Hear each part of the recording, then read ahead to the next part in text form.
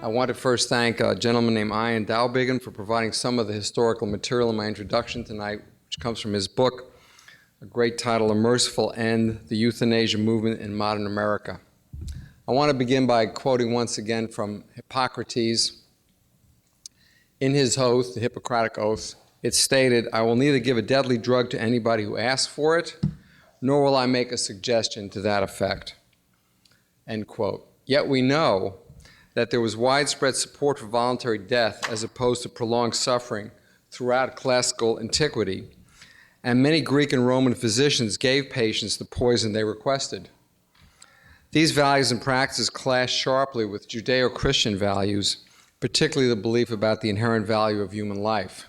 With the conversion of Constantine to Christianity in the 4th century, suicide and euthanasia were widely condemned throughout Christendom. As Alexis de Tocqueville observed in the 1830s, there is no nation more Christian than the United States on the face of the earth.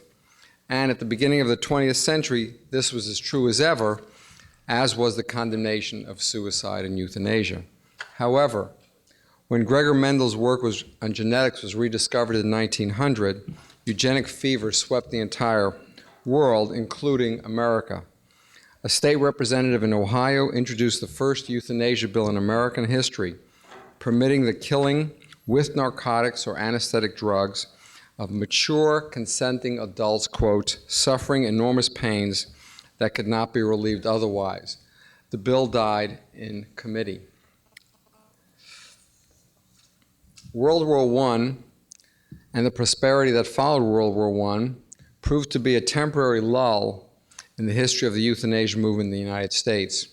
The debate over euthanasia reignited with some significant suicides that were highly publicized in the 1930s and the founding of the Euthanasia Society of America, providing momentum in the teeth of sometimes fierce opposition to euthanasia through the 1960s.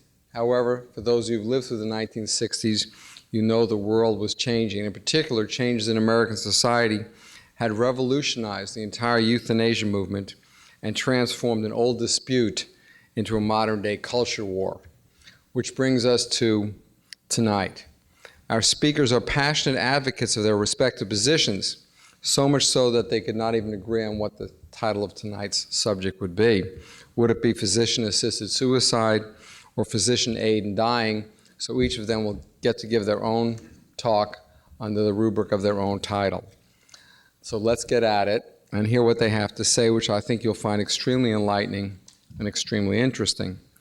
Our first speaker is Wesley J. Smith, an award-winning author and lawyer who is a senior fellow at the Discovery Institute, an attorney for the International Task Force on Euthanasia and Assisted Suicide, and a special consultant for the Center for Bioethics and Culture.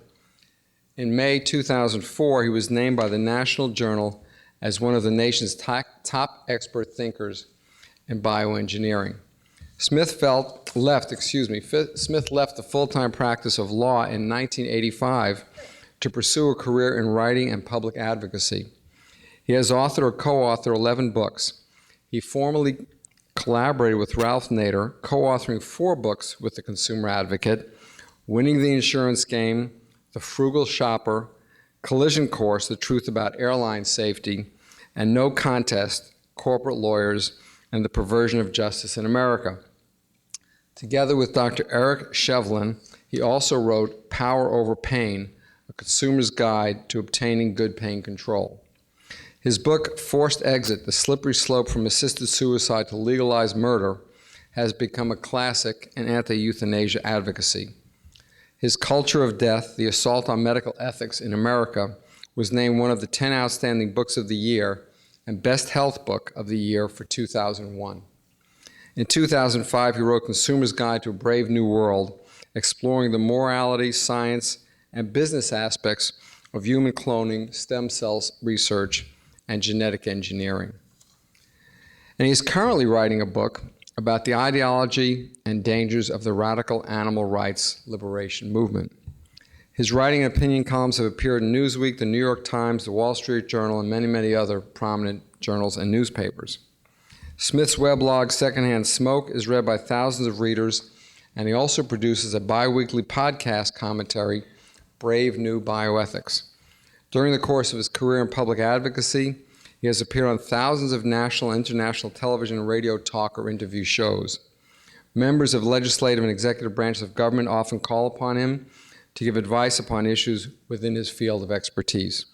He has testified as an expert witness in front of federal and state legislative committees, has counseled government leaders internationally about matters of mutual concern, and has lectured frequently in the United States, Europe, Canada, South Africa, Mexico, and Australia. He lives in San Francisco Bay Area with his wife, the syndicated political columnist Deborah J. Saunders. The title of his talk is Physician-Assisted Suicide Ever Permissible? Please give a warm welcome to Mr. Wesley Smith.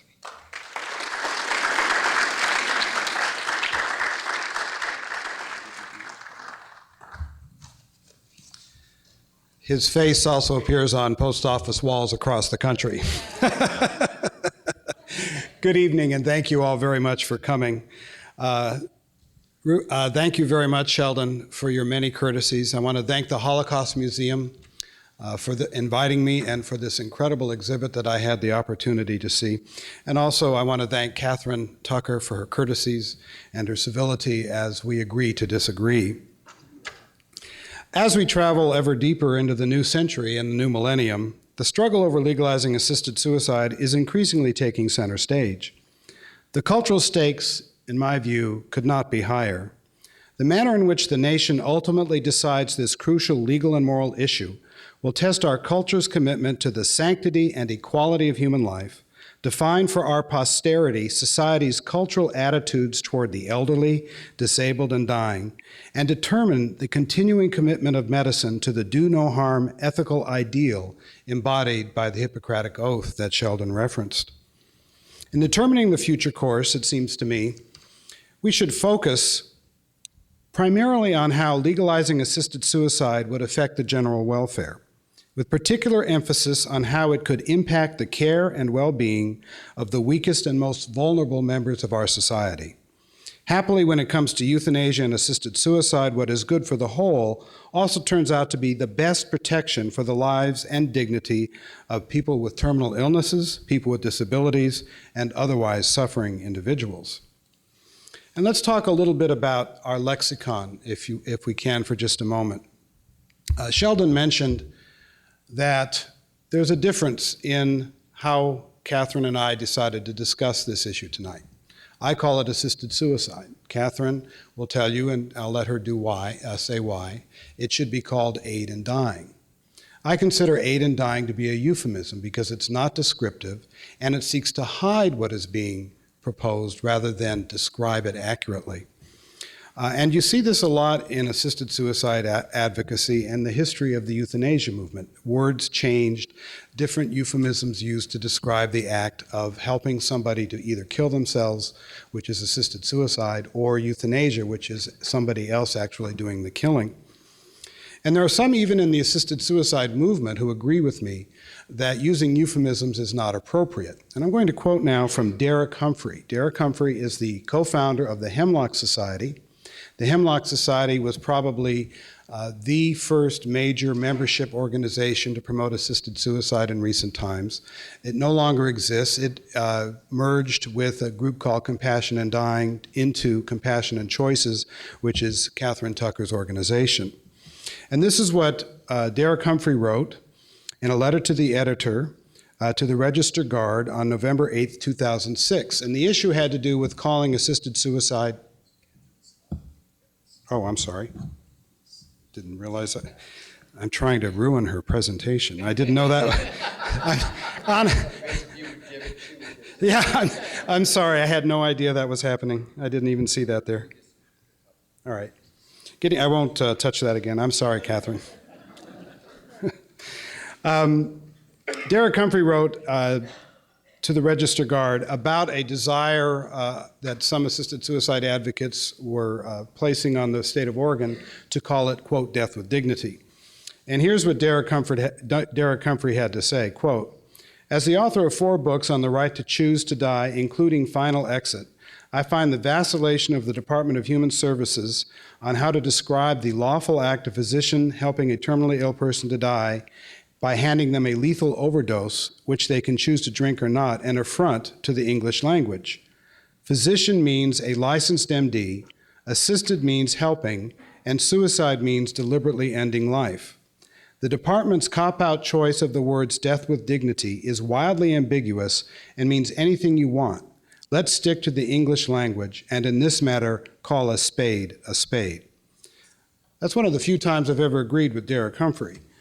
I do think it's important because we are talking about a policy change and a change in medical ethics of such profound import that we do call a spade, that we do talk about what it is we're actually describing and potentially advocating. Let's now talk about the ideology of assisted suicide, and it does have an ideology. The people who support it for a reason. They have deep beliefs, and I will concede quite readily that almost all of the people, I take Jack Kevorkian aside on this, I'm sorry, but almost all of the other people involved in the assisted suicide and euthanasia movements think they are pursuing the right course, just as I think I am pursuing the right course.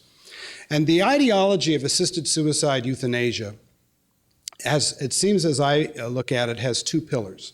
The first pillar is a radical individualism. It is the idea that this is my body, I can do what I want with it. Personal autonomy is the most important value in a free society, and that includes the right to choose the time, manner, and place of my own death. Some advocates for assisted suicide call this the ultimate civil right. That's one of the weight-bearing pillars of assisted suicide advocacy. The other is that killing, by which I mean intentionally ending life, is an acceptable answer to the problems of human suffering. So you have this idea of radical autonomy, at least from my perspective, and the idea of ending life as an answer to the problems of human suffering. That being so, the question has to be asked, well, what does dying, that is being terminally ill, have to do with whether or not somebody should have access to assisted suicide, physician or otherwise? And frankly, it doesn't. There are a lot of people who live for far longer periods of time in extended suffering than people with terminal illnesses. And if those are the agendas, why shouldn't it be opened up to them as well? I cannot think of a logical reason to say yes to somebody who wants to commit or have suicide because they have cancer, but no to somebody who is desperately upset because their children have died in an auto accident. There are people who may never get over that kind of horrible anguish. In fact, existential pain can be far worse than physical pain. So how do you limit it logically to people who are dying? I submit that you don't. I submit that the current advocacy in this country to limit assisted suicide to people with terminal illnesses is primarily a political move because there is an understanding that the American people are not really comfortable with accepting it much beyond that. But if you take a look at what's happened in the Netherlands, and if you take a look at what's happened in Switzerland, where assisted suicide and euthanasia are allowed and frankly are far less controversial than here, you can see the pattern. In the Netherlands, starting in 1973 when euthanasia became permissible, Dutch doctors have gone from euthanizing people who are terminally ill who ask for it, to people who are chronically ill who ask for it, to people who are disabled who ask for it, to people who are depressed who ask for it. In fact, there was a case in the Dutch Supreme Court about a woman named Hilly, and Hilly wanted to die precisely based on the example I gave a moment ago. Her two children had died, one to cancer, one to suicide. She'd been abused by her husband and was divorced. She had one object left in mind for life, and that was to be buried between her two dead children. She was taken as a patient by a Dr. Chabot. Dr. Chabot saw her 4 times over 5 weeks. He never tried to treat her. She didn't want treatment, she said, because that would interfere with the connection she had with her 2 dead sons. He then assisted her suicide. The case went to the Dutch Supreme Court, not to put him in jail, but to see whether or not this should be acceptable. That is, to see whether this would be in the guidelines. And the Dutch Supreme Court, quite logically, said, yes, that was appropriate. He should have had a second opinion who saw Hilly as well as himself rather than just look at the medical records. But suffering is suffering, and it doesn't matter whether it's physical or emotional. And it strikes me that logic is inescapable. If suffering, ending life is an acceptable answer to human suffering, and if we are autonomous agents who have the right to do what we want with our bodies, why should assisted suicide or euthanasia be limited to people who are dying? In Switzerland, where assisted suicide is permitted, and it doesn't have to be by doctors. In Switzerland, there are assisted suicide lay groups, one called Dignitas, that have suicide apartments where people come. It's called suicide tourism in the media, for assisted suicide. Many of the people who go there aren't terminally ill, and indeed a lawsuit was recently filed, and a Supreme Court of Switzerland said that people with mental illnesses have a constitutional right in Switzerland to assisted suicide for the very reason I described. They said existential suffering can often be worse than physical suffering, and since people are autonomous, they should have this right. And we already see advocacy for that here in the United States. There was just recently, it's May, June 2007, in the Hastings Center Report. The Hastings Center Report is the most prestigious bioethics journal in the world. And this was written by a Jacob M. Appel, A-P-P-E-L. He's a bioethicist. And the title of the paper is A Suicide Right for the Mentally Ill. A Swiss Case Opens a New Debate. And here's what Mr. Appel said, quote, "At the core of the argument supporting assisted suicide are the twin goals of maximizing individual autonomy and minimizing human suffering. Patients, advocates believe, should be able to control the decision of when to end their lives, and they should be able to avoid unwanted distress, both physical and psychological. Most likely, the taboo against assisted suicide for the mentally ill is a well-meaning yet misplaced response to the long history of mistreatment that those with psychiatric illnesses have endured in Western societies. Psychiatrists and mental health advocates may fear that their patients will be coerced to choose death against their wishes, or that once suicide is an acceptable option, the care for those who reject assisted suicide will be diminished. But as the plaintiff argued before the Swiss High Court, in challenging medical paternalism, we are entering an era during which psychiatric patients do not need to be protected but empowered. Our goal should be to maximize the options available to the mentally ill." So we already see advocacy for assisted suicide for the mentally ill in the most prestigious of our professional journals.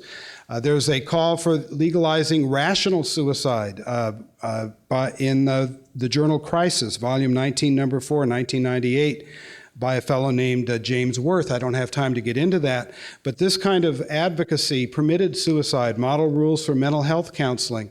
This was in the Journal of Mental Health Counseling in 2001. You see this kind of advocacy throughout. It's not the majority view, but you see this kind of advocacy for rational suicide, permitted suicide throughout the professional journals. And it strikes me that it isn't intended to be, but it's abandonment, because what we're doing is we're elevating the idea of autonomy so highly that we lose the concept of caring for our brothers and sisters and helping them get through the dark times and onto the other side.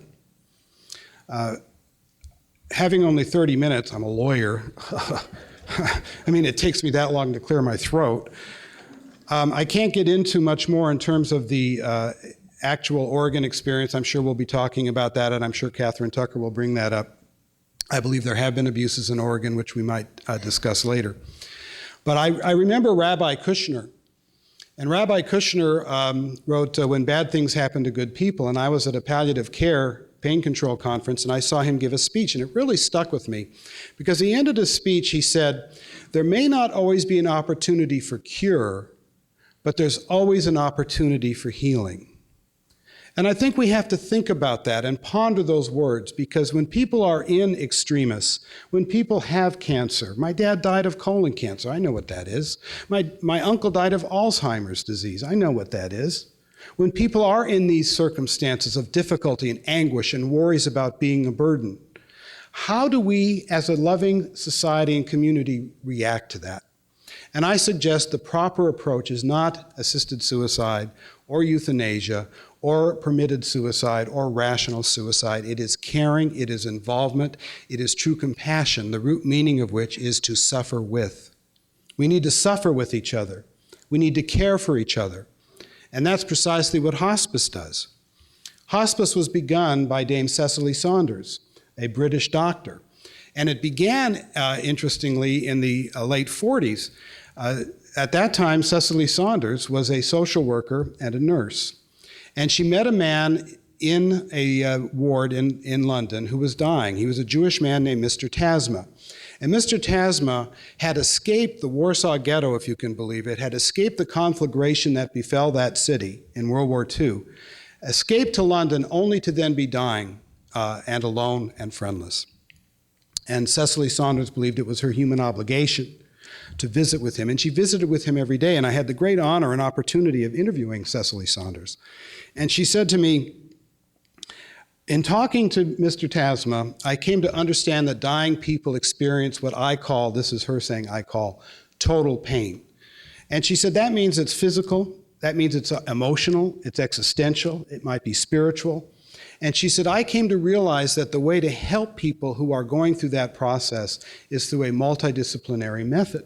And she described this to Mr. Tasma, and he left her 500 pounds and said to her, I would like to be a window in your house.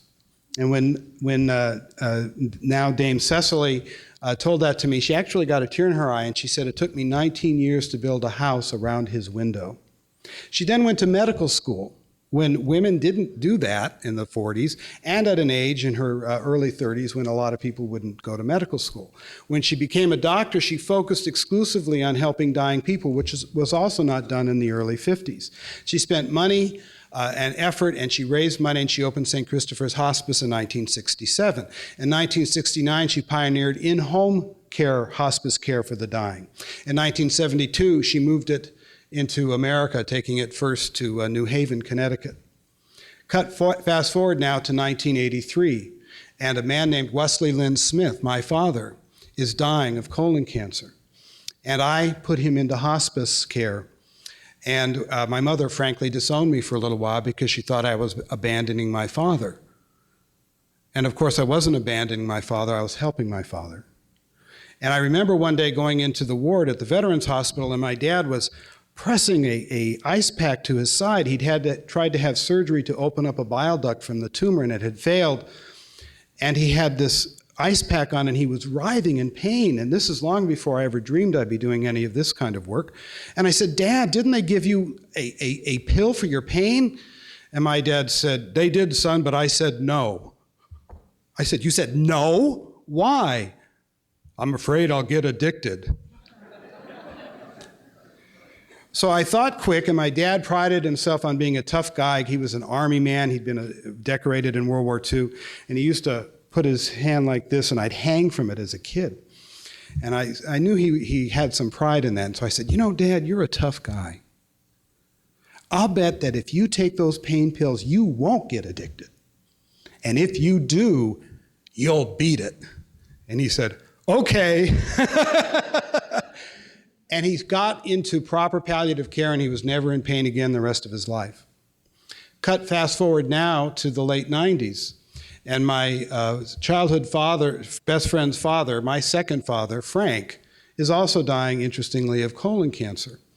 And I went over to Frank's house and Jean's house to see them and to pay my respects, and I was talking to Frank, and his eyes were bulging out because he wasn't getting good pain control. I said, what kind of pain medication are you on?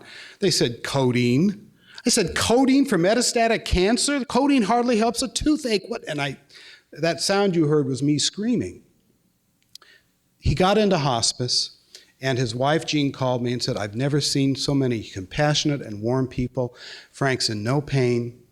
And I called him 3 days before he died, and he said to me, Jim, that was the name I went by when I was younger, I'm ready to die. It wasn't an anguish, it was an acceptance. Fast forward now to a man named Ernie. I was a hospice volunteer, and Ernie was my first patient. Ernie was a man in his early 90s. He had congestive heart failure. He was expected not to live for more than 3 or 4 months. And I went in to see him, and I had to help him pee, which upset him very much. And then he fell into my arms, and he said, I want to die, I want to die, I want to die. And I said, why do you want to die? I'm a burden, I'm a burden. I said, you're not a burden, Ernie. Your son has moved in here with you. Your daughter-in-law is here. You're not a burden. I'm a burden, I want to die. Well, over months, I would go visit Ernie once a week. And I learned something about love from Ernie. I think it's like a savings account. When you put it in and give it, eventually you can take it out and get it back. And that's precisely what happened to Ernie. Family members neighborhood children were coming around with cookies, and people were visiting him, and slowly over time, his attitude shifted. And he became much more positive about life. And there was one man in particular, let's call him Joe. And Joe was an old friend of Ernie's, and Joe would come over every time I was there, and since I wasn't there every day, the same day every week, Joe must have come over a lot. And Joe said to Ernie every time, Ernie, you gotta fight, Ernie, you gotta fight. Well, eventually I lost Ernie. He didn't die, he got better. And he got thrown out of hospice. And on my last day with him, he was an Italian man, he played a solo on his mandolin. And then he said to me, Wesley, you know my friend Joe? I said, yeah, I know Joe. You watch out for Joe, Wesley. I said, why? He's an undertaker. I think the lesson to be learned is when people are in the I want to die stage, that we love them, we care for them, we build them up, we validate their lives, we understand that dying isn't dead, it's a stage of living. And we help people, because most people don't get out of hospice like Ernie did, but we help people get to where Frank got to through hospice and proper care, that is, okay, I'm ready to go. Legalizing assisted suicide is bad medicine and even worse, public policy. Thank you all.